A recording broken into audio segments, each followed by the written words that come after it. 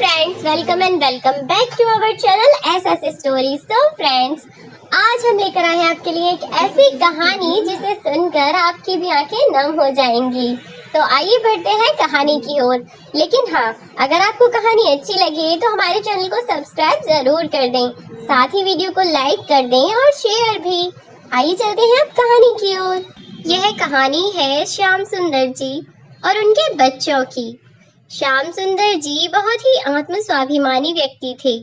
बचपन से लेकर आज तक उन्होंने ऐसा कोई काम नहीं किया जिसकी वजह से उनके माता पिता को कभी शर्मिंदगी महसूस हो या फिर कभी भी उन्हें किसी के सामने नीचा देखना पड़े।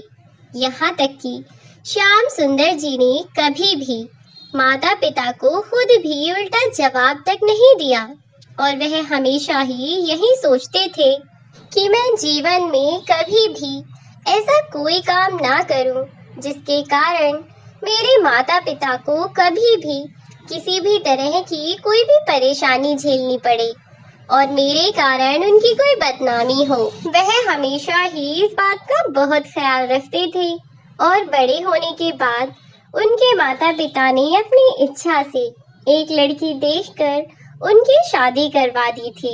शादी के बाद अपनी पत्नी कामिनी जी को उन्होंने शादी के पहले दिन ही बोल दिया था कि हालात चाहे जैसे भी हो जाएं, कभी भी मेरे माता पिता की बेइज्जती मत करना। यदि कभी तुम्हें किसी बात पर नाराजगी हो या किसी बात पर गुस्सा आ जाए तो बेशक तुम वह गुस्सा मुझ पर निकाल देना। यहाँ कमरे के अंदर मुझे कुछ भी सुना देना, लेकिन मेरे माता पिता को कभी भी उल्टा जवाब मत देना। कामिनी जी भी अपने पति की यह बात सुनकर मन ही मन बहुत ज्यादा खुश थी कि सचमुच मेरे माता पिता ने मेरे लिए कितना अच्छा जीवन साथी चुना है। जो व्यक्ति अपने माता पिता की इज्जत करता है वह निश्चित ही अपनी पत्नी की भी करेगा, और यदि पत्नी के आते ही पति उसी के कहने पर चलने लगे तो ऐसा इंसान भी भला किस काम का, जिसका अपना कोई विवेक ही ना हो। इधर कामिनी जी ने अपने पति की इस बात को गांठ बांध दिया और अपने सास ससुर को कभी भी कोई उल्टा जवाब ना दिया। यदि कभी कोई बात होती तो वे अपने पति से ही कहती, अपने सास ससुर को कभी उल्टा जवाब ना देती। अब धीरे धीरे समय बीत रहा था और समय के साथ साथ जब श्याम सुंदर जी के घर में बेटे का जन्म हुआ तो सभी लोग बहुत खुश थे। आखिर लड़के को घर का चिराग जो माना जाता है, और वैसे भी वह घर का पहला बच्चा था, इसीलिए खुशी होना तो स्वाभाविक सी बात थी। और फिर माता पिता के लिए तो पहला बच्चा हो या दूसरा बच्चा हो, अपने बच्चों को देखकर माँ बाप को खुशी होती ही है। बस वैसे ही श्याम सुंदर जी और उनकी पत्नी कामिनी जी भी बहुत खुश थे, साथ ही उनके सास ससुर भी। अब क्योंकि वक्त का किसी को पता नहीं चलता कि कब क्या हो जाए, तो बस अपने पोते के जन्म के कुछ सालों बाद ही श्याम सुंदर जी की माता जी चल बसी। फिर उसके 1-2 साल बाद श्याम सुंदर जी के घर में एक बेटी ने जन्म लिया, जिसे सभी लोगों ने पूरे दिल से अपनाया। परिवार में दोनों बच्चों में कभी कोई भेदभाव नहीं किया जाता था, लड़की या लड़के को लेकर। दोनों ही बच्चों को सब लोग बहुत प्यार करते थे। यहाँ तक कि बिटिया के जन्म पर भी उसके दादाजी ने पूरे मोहल्ले में मिठाइयाँ बंटवाई थीं, यह कहकर कि हमारे यहाँ लक्ष्मी का जन्म हुआ है, हमारे यहाँ लक्ष्मी आई है। तो इस खुशी में उन्होंने मिठाइयाँ बंटवाई थीं। जब पोता लगभग 10 से 15 साल का हो चुका था तो उस समय पर उसके दादाजी की भी मृत्यु हो गई। अब परिवार में केवल वे दोनों बच्चे और उनके माता पिता ही रह गए थे। इधर गांव में रहकर श्याम सुंदर जी अपनी खेती बाड़ी संभाल रहे थे और उधर उनकी पत्नी घर का सारा काम संभालती और एक गृहिणी होने का फर्ज निभाती थीं। अपने पूरे परिवार के खाने पीने का ख्याल रखती। बच्चों की पढ़ाई लिखाई का ध्यान रखती और अन्य सभी जिम्मेदारियां जो एक गृहिणी को निभानी होती हैं, वह खुशी खुशी अपने सभी दायित्व का निर्वाह कर रही थी। और इधर बच्चे अपनी पढ़ाई पर पूरा ध्यान दे रहे थे। पढ़ाई में उनके दोनों ही बच्चे काफी होशियार थे। बेटा तो पढ़ने में होशियार था ही, लेकिन उनकी बेटी उससे भी 2 कदम आगे थी। अब जब दोनों बच्चों की 10वीं 12वीं की परीक्षाएं पूरी हो चुकी थीं, तो श्याम सुंदर जी ने अपने बेटे का एडमिशन शहर में करवा दिया ताकि उसका भविष्य उज्जवल हो सके, उसे जीवन में परेशानियां और कठिनाइयों का सामना ना करना पड़े, जैसे कि श्याम सुंदर जी ने किया था। वह अपने बेटे के बारे में सोचकर काफी चिंतित हो जाया करते थे और इसीलिए उन्होंने और उनकी पत्नी ने यह सोचा था कि चाहे उन्हें कितनी भी मेहनत करनी पड़े, पर अपने बच्चों को बहुत अच्छी शिक्षा दिलाएंगे, जिससे उनके बच्चों को दर दर की ठोकरें ना खानी पड़े और भविष्य में बड़े होकर अपना पेट पालने के लिए उन्हें इतनी मुश्किलों का सामना ना करना पड़े। तो बस उन्होंने पैसे जोड़ने और अच्छा घर बनाने के बजाय अपने बच्चों की शिक्षा पर ध्यान दिया। और क्योंकि श्याम सुंदर जी एक छोटे से गांव में निवास करते थे, इसीलिए वहां कोई बहुत अच्छी नौकरी या बहुत अच्छे बिजनेस तो थे नहीं। कमाई का केवल एक ही साधन था और वह था खेती बाड़ी और मजदूरी, जिसके बलबूते पर श्याम सुंदर जी ने अपने बच्चों का लालन पालन किया। सामान्य स्थिति में उन्होंने अपने बच्चों को बड़ा किया और हमेशा ही उन्हें अच्छी सीख भी दी, जिससे वह अपना जीवन आसानी से जी सकें। इधर बेटी की ग्रेजुएशन लगभग पूरी होने को थी और अब तक उनकी बिटिया की 12वीं की पढ़ाई भी पूरी हो चुकी थी।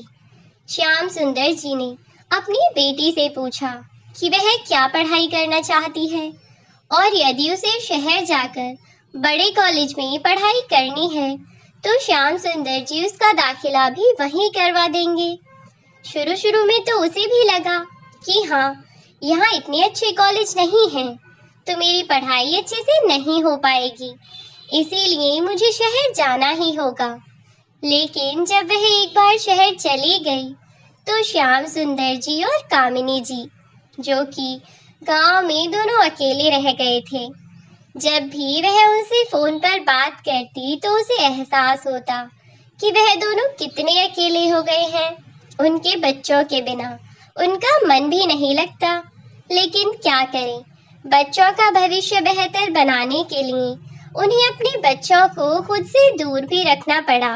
अब उनकी बिटिया का दाखिला भी उन्होंने इस कॉलेज में करवा दिया जिसमें उनका बेटा दीपू पढ़ता था। अब दीपू और दीपा दोनों भाई बहन का दाखिला एक ही कॉलेज में हो गया था। दीपू की फाइनल ईयर थी और दीपा की फर्स्ट ईयर थी। लेकिन जब एडमिशन के बाद दीपा कॉलेज पहुंची तो वहां जाकर उसे काफी अच्छा लगा। कॉलेज में उसके नए नए दोस्त बने, नए नए टीचरों से मिली, नई नई जगह और नए नए लोगों से मिलने का एक उत्साह तो था ही, साथ ही अपने भाई के पास आने की खुशी भी थी। जब वह कॉलेज में गई तो एक दिन दीपू ने उसे समझाया कि अब बस तुम अपनी पढ़ाई पर ध्यान लगाओ और हाँ, पढ़ाई के अलावा किसी और काम पर ध्यान लगाने के बारे में सोचना भी मत, ठीक है ना? क्योंकि शहर के लड़कों को तुम नहीं जानती कि लड़के कैसे होते हैं। एक नंबर के मतलबी और अय्याश किस्म के होते हैं। इन्हें बस लड़कियों से इतना ही मतलब होता है कि बस कुछ दिन तक इन्हें घुमाओ फिराओ और फिर उसके बाद उनकी बदनामी करवा करके छोड़ दो। इसीलिए थोड़ा ध्यान से रहना। दीपा अपने भैया की बात को अब समझ चुकी थी और उसने कहा, ठीक है भैया, आप इस चीज से बिल्कुल निश्चिंत रहें।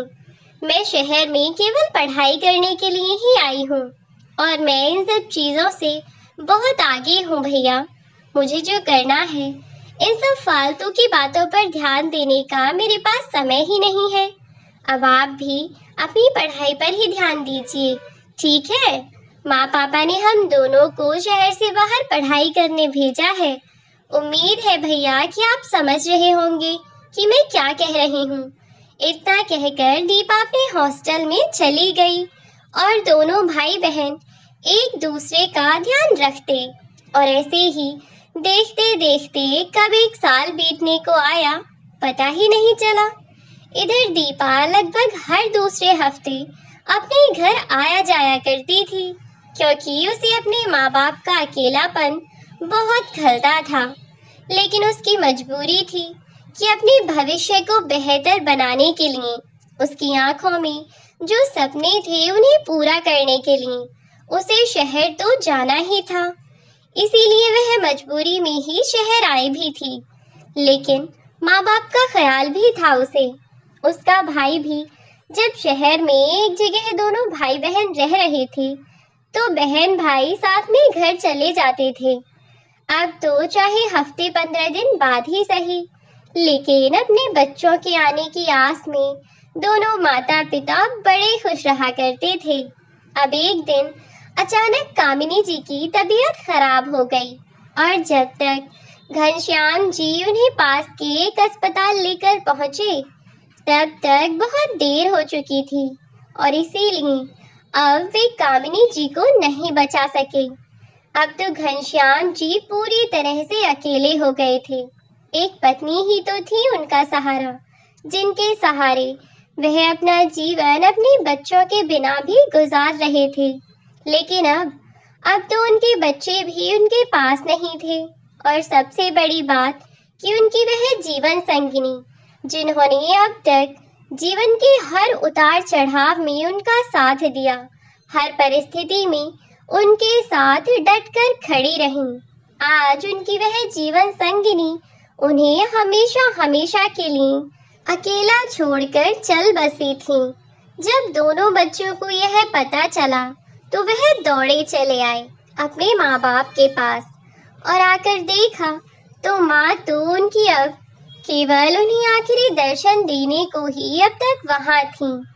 अब तक उनकी अर्थी तैयार की जा चुकी थी, केवल उनके बच्चों का इंतजार किया जा रहा था ताकि एक बार बच्चे आखिरी बार ही सही अपनी माँ को देख लें। जैसे ही दोनों बच्चों ने अपनी माँ की ऐसी हालत देखी तो वे दोनों बिलख बिलख कर रोने लगे। दीपू और दीपा दोनों ही फूट फूट कर रोए जा रहे थे। अपनी माँ से लिपट कर वे बहुत बुरी तरह रो रहे थे। आखिर यह आसान बात तो नहीं होती ना, अपनी उस माँ को खो देना जिसने आपको जीवन दिया, जिसने आपको अपने हाथों से पाल पोस कर इतना बड़ा किया, जिसने आपको सही गलत के बीच का फर्क समझाया। जब वह आपका साथ छोड़कर इस दुनिया से चली जाती है ना तो ऐसा लगे जैसे आपके ऊपर से छत चली गई हो। और बिना छत के घर कैसा होता है यह तो सभी जानते हैं। उस घर का कोई अर्थ ही नहीं होता। बिल्कुल ऐसा ही उन बच्चों को भी महसूस हो रहा था। लेकिन अभी अपने बच्चों को संभालने के लिए श्याम सुंदर जी थे। तीनों बाप बेटी और बेटा एक दूसरे को संभालने की कोशिश कर रहे थे, जबकि हर किसी का दुख एक से बढ़कर एक था। किसी ने अपनी माँ खोई थी तो किसी ने अपनी पत्नी खोई थी। लेकिन कहते हैं ना कि इंसान कितना भी दुख झेल ले, जाने वाले के साथ जाया नहीं जाता। एक बार जो इस शरीर को त्याग कर उस परलोक सिधार जाता है, उस इंसान को दोबारा चाहकर भी वापस नहीं लाया जा सकता और ना ही हम चाहकर भी उससे कभी मिल सकते हैं। बस इस दुख को ऐसे ही तीनों ने समय के साथ साथ ही इस सच को अब अपना लिया था कि अब उनकी माँ और श्याम सुंदर जी की पत्नी इस दुनिया में नहीं है। बाकी का जीवन उन्हें अकेले ही बिताना होगा और बाकी की परेशानियों का सामना भी उन्हें खुद ही करना होगा। श्याम सुंदर दास जी ने अपने बच्चों को संभाला और उन बच्चों ने अपने पिता को। तीनों इस मुश्किल घड़ी में एक दूसरे का सहारा बने, एक दूसरे की ताकत बने। अब सच्चाई को तो ठुकराया नहीं जा सकता था, तो उन लोगों ने अब इस सच को अपना लिया और अब समय अपनी गति से बढ़ने लगा था। अब बच्चों को अपने पिता की तबीयत की बहुत चिंता रहने लगी थी। इसीलिए दीपा ने अपने भैया से कहा कि भैया, मैं घर रहकर ही अपनी आगे की पढ़ाई पूरी कर लूंगी, आप यहीं शहर में रहकर अपनी पढ़ाई कर लीजिए। तो दीपू ने अपनी बहन से मना किया और कहा कि मेरा तो फिर भी एक ही साल बचा है, इसीलिए मैं घर चला जाता हूँ और पापा का ख्याल रखूंगा। जब इस बारे में उन दोनों ने अपने पिता से बात की तो उन्होंने उन दोनों से साफ साफ मना कर दिया और कहा कि तुम दोनों अपनी पढ़ाई पर ध्यान लगाओ, और जहाँ तक बात रही मेरे अकेले रहने की, तो मैं अपने काम में इतना व्यस्त रहता हूँ कि मुझे समय ही नहीं मिलता। और फिर यहाँ बड़े भैया और उनके बच्चे भी तो है ना, और बस कुछ ही समय की तो बात है। एक बार लगभग साल भर बीत जाए तो फिर तो दीपू की पढ़ाई पूरी हो ही जाएगी ना। फिर देखते हैं कि क्या करना है। अब यह बात भी बच्चों ने मान ली और धीरे धीरे समय के साथ दीपू की ग्रेजुएशन भी पूरी हो गई और वह घर आ गया। लेकिन अभी तक दीपा पढ़ाई ही कर रही थी।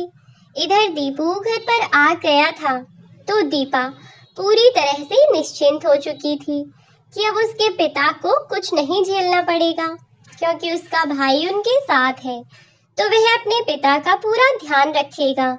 इधर दीपू भी अपने पिता के लिए बहुत चिंतित रहता था, क्योंकि वह दोनों ही बच्चे अपने माता पिता से बहुत प्यार करते थे। दीपू अब गांव तो आ गया, लेकिन अब पढ़े लिखे होने के बावजूद भी यदि वह खेती बाड़ी ही करता तो उसे पढ़ाने का क्या फायदा। अब श्याम सुंदर जी ने सोचा कि इस मुसीबत का कोई हल तो निकाला जाए। तब उन तीनों ने मिलकर यह निश्चय किया कि तीनों बाप बेटे और बेटी शहर में ही किराए पर कोई जगह लेकर वहीं सुकून की जिंदगी जिएंगे, और क्या पता कि थोड़े बहुत समय बाद अपना खुद का घर ही वहीं बना लें। तभी वे लोग शहर आ गए और शहर में ही दीपू ने एक अच्छी नौकरी भी ढूंढ ली, क्योंकि पढ़ने में तो दीपू भी कमजोर नहीं था। बस इधर उधर के बच्चों के साथ उसका ध्यान भटक गया था। उसने अपनी नौकरी शुरू कर दी। इधर जब पिता और भाई शहर में आ गए तो हॉस्टल छोड़कर दीपा भी अपने पिता और भाई के साथ ही रहने लगी थी। अब तीनों को कोई चिंता नहीं थी, क्योंकि दीपू जॉब करता था और साथ ही उसके पिता ने भी अपने लिए काम ढूंढ लिया था। इधर दीपा अपने पापा और भाई के लिए खाना बनाकर अपने कॉलेज चली जाया करती। तीनों जी तोड़ मेहनत कर रहे थे और लगभग से 3 साल बाद उन्होंने कुछ जमा पूंजी इकट्ठा कर ली।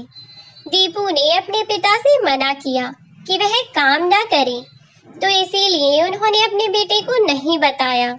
लेकिन उन दोनों के जाने के बाद शहर में जहाँ भी उन्हें काम मिल जाया करता वह काम कर लिया करते थे, और वे भी पैसे इकट्ठा कर रहे थे, जिससे उन्होंने भी अपने बच्चों के लिए पैसे जोड़ लिए थे। अब तो दीपू की भी पढ़ाई पूरी हो चुकी थी, लेकिन दीपा अभी और पढ़ना चाहती थी। दीपू को तो मजबूरी में पढ़ाई छोड़कर नौकरी ज्वाइन करनी पड़ी थी, और फिर उसका आगे पढ़ने का कोई खास मन भी नहीं था।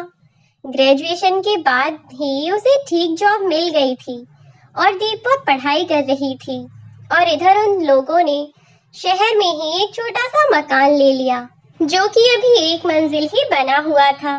ज्यादा बड़ा तो नहीं था, लेकिन हाँ उनके परिवार के लिए बहुत था। जैसे उनका परिवार बहुत छोटा था, वैसे ही वह घर भी थोड़ा छोटा ही था।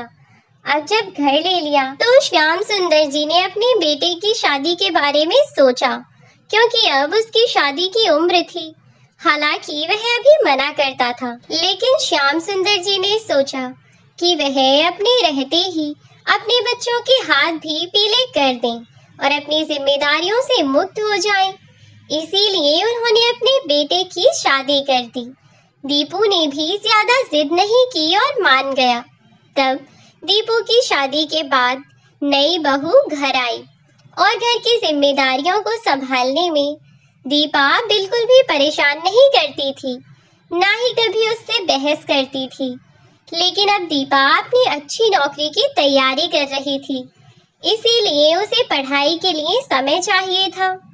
जब भाभी घर में आ गई तो उसके भैया ने दीपा से मना किया कि दीपा, घर का काम तो तुम जाने दो, तुम्हारी भाभी घर का काम देख लिया करेंगी, तुम सिर्फ अपनी पढ़ाई पर ध्यान दो। और दीपा ने बिल्कुल ऐसा ही किया। अब उसने घर के काम छोड़कर पूरी तरह से अपनी पढ़ाई पर ध्यान देना शुरू कर दिया। लेकिन वह अपनी भाभी का भी थोड़ा बहुत हाथ बटा दिया करती थी। शुरू में थोड़े दिन तो श्याम सुंदर जी की बहू सबके साथ बहुत अच्छे से रही, लेकिन थोड़े दिनों बाद अचानक पता नहीं उसे क्या हुआ, वह अपनी ननद दीपा से हर बात पर बहस करने लगी। यदि दीपा काम ना करती तो खुद भी रोज तीसरे दिन कभी सिर दर्द तो कभी कमर दर्द का बहाना करके पड़ी रहती और फिर दीपा को पढ़ाई छोड़कर अपने पापा, भैया और भाभी के लिए खाना बनाना पड़ता। हालांकि सब में बहुत ज्यादा समय नहीं लगता था, पर क्योंकि दीपा के एग्जाम्स नजदीक आ रहे थे, इसीलिए उसके लिए तो हर मिनट कीमती था। फिर यहाँ तो बात कई घंटों की थी। जब दीपू ने यह सब देखा तो उसने अपनी पत्नी को समझाया और कहा कि यदि तबीयत सही नहीं है तो चलो डॉक्टर के पास चलकर दवाइयाँ ले लो। लेकिन पहले तो वह चलने को ही तैयार ना हुई और फिर जब डॉक्टर के पास से जैसे तैसे दवाइयाँ लेकर आ गई तो उसने चुपके से वह दवाइयाँ नाली में डाल दी। लेकिन जब वह ऐसा कर रही थी तो उसे दीपा ने देख लिया। जब दीपा ने अपनी भाभी को दवाइयाँ फेंकते हुए देख लिया तो वह उससे कहने लगी, भाभी, आपने अपनी दवाइयाँ क्यों फेंक दी? अगर आप दवाइयाँ फेंक देंगे तो आप जल्दी ठीक कैसे होंगी? ऐसे तो आपकी तबीयत और खराब हो जाएगी ना। लेकिन उसकी भाभी मेघा उल्टी उससे ही जुबान चलाने लगी। यह सारी बातें श्याम सुंदर जी ने सुन ली थीं। जब मेघा दीपा को उल्टी बातें सुनाने लगी तब श्याम सुंदर जी ने कहा, बेटा, दीपा ने तुमसे कुछ गलत तो नहीं कहा। अगर दवाइयाँ नहीं खाओगी तो जल्दी ठीक कैसे होगी? दीपा, तुम्हारी भाभी ने कुछ कहा है तो तुम उन्हें उल्टा जवाब मत दो। जाओ, जाकर अपनी पढ़ाई करो। इतना कहकर उन्होंने दीपा को भेज दिया और इधर वे अपनी बहू को भी समझाने लगी तो वे अपने ससुर से ही मेघा उल्टा बोलती हुई कहने लगी, बस बस ससुर जी, ज्यादा ज्ञान मत बांटिए, मुझे अच्छे से पता है कि मैं क्या कर रही हूँ। इतना सुनकर श्याम सुंदर जी भी आश्चर्यचकित रह गए कि आखिर बहू को हुआ क्या है, वह इतना अजीब बर्ताव क्यों कर रही है, आखिर क्या बात है जो बहू ऐसा कर रही है। वे अपनी बहू से कुछ न बोले। फिर उन्होंने सोचा कि हो सकता है आजकल थोड़ा काम ज्यादा पड़ रहा है, इसकी वजह से चिड़चिड़ी हो गई होगी। इस बारे में और ना ही उसके पिताजी ने और ना ही दीपा ने दीपू से किसी भी बात का कोई जिक्र किया, क्योंकि यह बात उनके लिए कोई इतनी बड़ी बात नहीं थी। छोटी मोटी बातें तो हर घर में होती रहती हैं। लेकिन मेघा ने अपने पति को सारी बातें बताईं, लेकिन बढ़ा चढ़ा कर खुद को तो अपने पति के आगे सीधी बना दिया और अपनी बहन को गलत ठहरा दिया। अब तक इसीलिए उसने अपनी पत्नी से और बहन से कुछ नहीं कहा, क्योंकि वह अपनी बहन को जानता था। उसने अपनी पत्नी को समझाया कि केवल कुछ ही दिन की बात है, एक बार दीपा के एग्जाम्स हो जाएंगे ना तो वह खुद ही तुम्हें सारा काम नहीं करने देगी और फिर तुम भी तो पूरे दिन घर पर बैठे बैठे बोर ही हो जाती होगी ना। अब घर का काम रहता है तो तुम्हें इतना समय ही नहीं मिलता होगा फालतू, जो तुम्हारा मन भी ना लगे। इस काम से तो तुम्हारा मन भी लग जाता होगा ना। बस थोड़े समय एडजस्ट कर लो, एक बार उसके एग्जाम्स फिनिश हो जाएंगे तो वह खुद ही तुम्हारी मदद करवा दिया करेगी। धीरे धीरे उसकी भाभी का यानी मेघा का यही बर्ताव चलता रहा। दीपू ने एक दो बार तो उसकी बात नहीं मानी, लेकिन फिर जब वह हर समय अपने पति को यही सब बातें कहती रहती, तो दीपू आखिर उसकी बातों से कब तक बचता। आखिरकार वह उसकी बातों में आने लगा और अपनी बहन को गलत समझने लगा। धीरे धीरे अब उसकी पत्नी ने अपने ससुर को भी लगे हाथों ले लिया। वह कहने लगी कि तुम्हारे पापा भी हैं साथ में और दोनों मिलकर मुझे परेशान करते हैं। लेकिन अब वह अपनी पत्नी की बातों पर विश्वास करने लगा था। उसने अपनी पत्नी से तो कुछ न कहा, लेकिन यह सोच लिया कि एक दिन मैं अपनी आंखों से देखूंगा कि सच्चाई क्या है। वास्तव में अब तक दिन बहुत बदल चुके थे, क्योंकि दीपू भी दीपा को बात बात पर डांट दिया करता था। इसीलिए वह भी सारी बातों को समझते हुए अपनी भाभी का हर काम में हाथ बटाने लगी थी। और इधर जरा कोई बात हो जाए और श्याम सुंदर जी कुछ बोल दें तो उनकी बहू उनसे उल्टी जुबान लड़ाने लग जाया करती थी। जरा से काम के पीछे उसने इतना ड्रामा कर दिया। खैर, अब तक तो जैसे चल रहा था सब ठीक था, लेकिन अब मुश्किल खड़ी होने वाली थी, क्योंकि दीपा जब तक फ्री थी तब तक घर के सारे काम कर लिया करती थी। लेकिन अब आज तो उसकी भाभी ने अपने झूठे खाने के बर्तन भी उठाकर ना रखे और दीपा को कहा कि वह खाना बना दे, जबकि दीपा ने उसे कहा भी कि भाभी कल मेरा एग्जाम है, इसीलिए मैं आज खाना नहीं बना पाऊंगी। बस आज के लिए आप देख लीजिए, फिर मेरा 3 दिन बाद एग्जाम है, तो 3 दिनों तक सारा काम मैं ही कर लूंगी। बस आज आप देख लीजिए। इस पर वह दीपा पर चिल्लाती हुई बोली, हाँ हाँ, मुफ्त की नौकरानी ले आए हो ना घर में, जो तुम्हें बनाकर खिलाती रहे। तुम भी तो इस घर में पड़ी पड़ी मुफ्त की रोटियां तोड़ती हो ना। तुमसे इतना काम नहीं होता कि अपने बाप और भाई को बनाकर खाना खिला दो। इतनी सी बात के पीछे वह बात को खींचती चली गई और बात का बतंगड़ बना दिया। जब वह ज्यादा बदतमीजी करने लगी तो दीपा बोली, हटो यहाँ से, मैं खुद ही कर लूंगी। तुमसे तो जरा किसी काम के लिए कह दो तो बस फालतू की बकवास करने लग जाती हो। भगवान जाने कि कब इस घर में शांति आएगी। हर समय चिक चिक करती रहती हैं। पता नहीं क्या हो गया है जो हर समय इतना शोर मचाती हैं। वह तो अच्छा है कि इस घर में कोई काम नहीं है। अगर किसी काम वाले घर में पहुंच जाती ना तो सब पता चल जाता। जब सुबह 4 बजे उठना पड़ता और रात को 12 बजे सोती। बस फिर क्या था, फिर तो बात बढ़ती चली गई और बात बातों में मेघा दीपा से बदतमीजी करने लगी।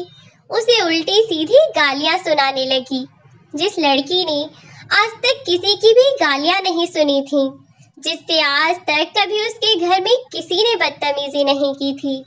आज जब उसकी भाभी ने उसके साथ इतनी बदतमीजी की तो दीपा रोने लगी। दीपा का भाई हमेशा ही अपनी पत्नी की तारीफ किया करता था और दीपा को डांट लगा देता था।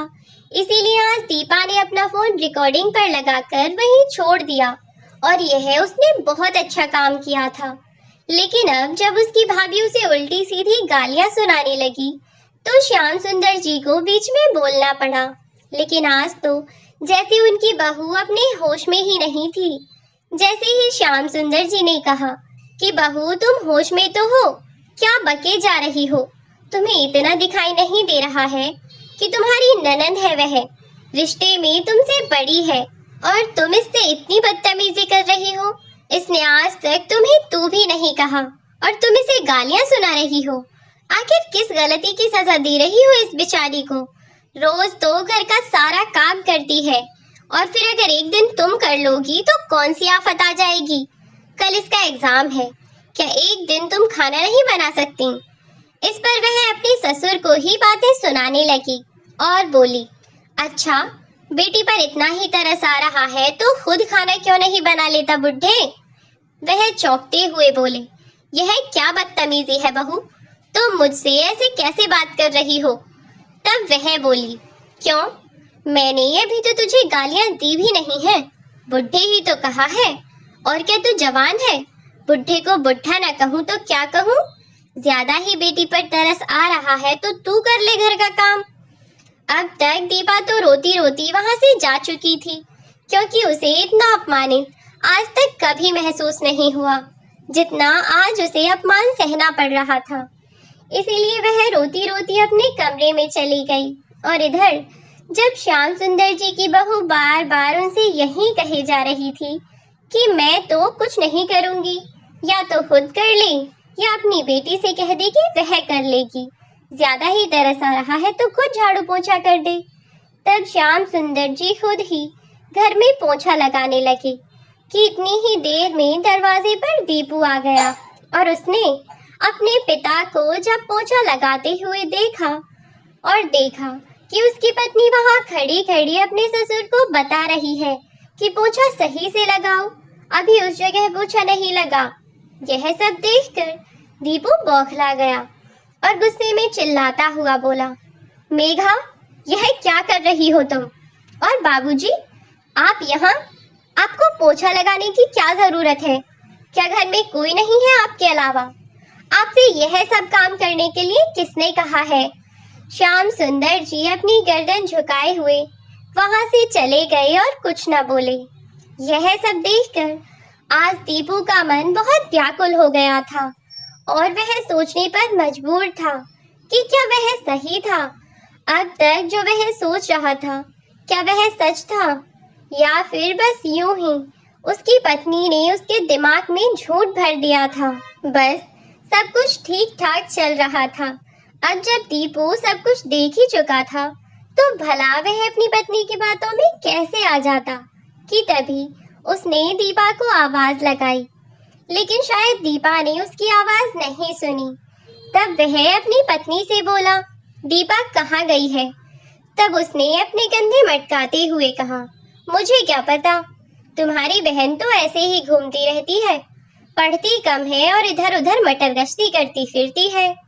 कि तभी दीपू ने अपनी बहन के फोन पर कॉल की और वहीं रखा हुआ फोन बजने लगा। जब दीपू ने दीपा का फोन वहीं पर देखा तो पास जाकर उसने दीपा का फोन उठाया, लेकिन अब तक दीपा के फोन में रिकॉर्डिंग ऑन थी। इसके बारे में उसकी भाभी को कुछ पता नहीं था। जब दीपू ने वह फोन उठाया और उसने देखा कि उसमें तो वीडियो रिकॉर्डिंग ऑन है, तो उसने वह रिकॉर्डिंग बंद की और फिर उसने वह सारी वीडियो देखी जिसमें आज उसे उसकी पत्नी की सारी सच्चाई पता चल गई। यह सब देखकर दीपू गुस्से से पागल हुए जा रहा था। उसने बिना कुछ सोचे समझे गुस्से से घूरते हुए अपनी पत्नी से पूछा, यह सब क्या है मेघा? मुझे सच बताओ मेघा, यह सब क्या है? क्या तुमने ही पापा को यह काम करने के लिए कहा था? बताओ मेघा, क्या है यह सब? तब मेघा थोड़ी डरती हुई बोली, नहीं नहीं, यह सच नहीं है दीपू, तुम्हारी बहन ने जरूर वीडियो एडिट करवाई होगी। एक नंबर की चालू है तुम्हारी बहन, बहुत मक्कार लड़की है वह, हम दोनों के बीच में आग लगाना चाहती है दीपू। बस इतना सुनना था कि दीपू ने जोरदार तमाचा अपनी पत्नी के गाल पर जड़ दिया और बोला, खबरदार जो मुझे और भड़काने की कोशिश की तो मैं तो पागल था जो तेरी बातों में आ गया, और तू इतनी बदतमीज औरत होगी मैंने कभी सोचा भी नहीं था। तुझे शर्म नहीं आई मेरे पापा पर झूठा इल्जाम लगाने में और उनके खिलाफ मुझे भड़काती रही, और मैं भी पागलों की तरह तेरी बातों में आता रहा। हद होती है कामचोरी की भी, तेरे जैसी कामचोर औरत मैंने आज तक नहीं देखी। अरे जिस औरत से 4 लोगों का खाना पीना तक नहीं बनाया जा सकता वह तो किसी लायक ही नहीं है। अगर तू कहीं काम कर रही होती तो मैं फिर भी समझ जाता, लेकिन मैंने तो तुझे कभी किसी चीज की कमी ही नहीं रखी। घर में पड़े पड़े पूरे दिन के अचार डालती है जो तुझसे 4 लोगों की रोटियां तक नहीं बनाई जाती। अगर लंबा चौड़ा परिवार होता तो देखा भी जाता। बस बहुत हुआ, तेरे इस घर में रहने से मुझे कोई फायदा नहीं। इससे अच्छा तो मैं पहले था, कम से कम इस घर में सुख शांति तो थी। मेरी बहन और मेरे पापा को कोई नौकरों की तरह काम नहीं करवाता था, वह अपनी मर्जी के मालिक थे। मुझे तेरी कोई जरूरत नहीं है। इतना कहकर उसने उसके मायके वालों को फोन कर दिया। और सारी बात बताई। कुछ ही देर में मेघा के मायके वाले भी वहां पहुंच गए। अब दीपू ने उनसे सारी बात बताई और कहा कि अपनी बेटी को आप अपने साथ ले जाइए, मुझे इसकी कोई जरूरत नहीं है। जो औरत अभी से मेरे घर में इतनी आग लगा रही है, भविष्य में वह क्या करेगी? तब उसके घर वालों ने कहा, बेटा, हमारे बेटे की भी शादी हो चुकी है और इसके इन्हीं कर्मों से इसकी भाभी इसे पसंद नहीं करती, लेकिन फिर भी तुम इसे एक आखिरी मौका दो। अगर यह तब भी ऐसा ही करती है तो हम इसे हमेशा हमेशा के लिए अपने साथ ले जाएंगे। तुम निश्चिंत रहो बेटा। जब उन्होंने दीपू से माफी मांगी तो दीपू बोला, आपकी तो कोई गलती ही नहीं है मम्मी पापा, आप क्यों माफी मांग रहे हैं? गलती तो इस घटिया सोच की औरत की है। माफी तो इसे मांगनी चाहिए और मुझसे नहीं, मेरी बहन और मेरे पापा से, जिनके साथ इसने इतना बुरा बर्ताव किया। अब मेघा ने सबके सामने अपने ससुर और अपनी ननद से हाथ जोड़कर माफी मांगी और भविष्य में ऐसा कुछ भी न करने का वादा किया। दीपू ने सबके सामने यह कह दिया कि यदि भविष्य में यह ऐसी कोई गलती करती है तो मैं बिना कुछ कहे हमेशा के लिए इसे आपके घर छोड़ आऊंगा पापा। अब मेघा भी यह बात समझ चुकी थी, इसीलिए अपने पति के डर से ही सही वह अपने ससुर और नंद के साथ अच्छे से रहने लगी। परिवार में सुख शांति की स्थापना हो गई और वक्त के साथ साथ मेघा को भी एहसास हुआ कि वह वास्तव में बहुत गलत थी। जैसा परिवार उसे मिला है यह उसकी खुशनसीबी थी, वरना सचमुच शायद वह कहीं और ढंग से रिश्ते निभा भी न पाती। इसीलिए अब वह भी अच्छे से रहती है। मिलती हूँ नेक्स्ट वीडियो में। Thanks for watching.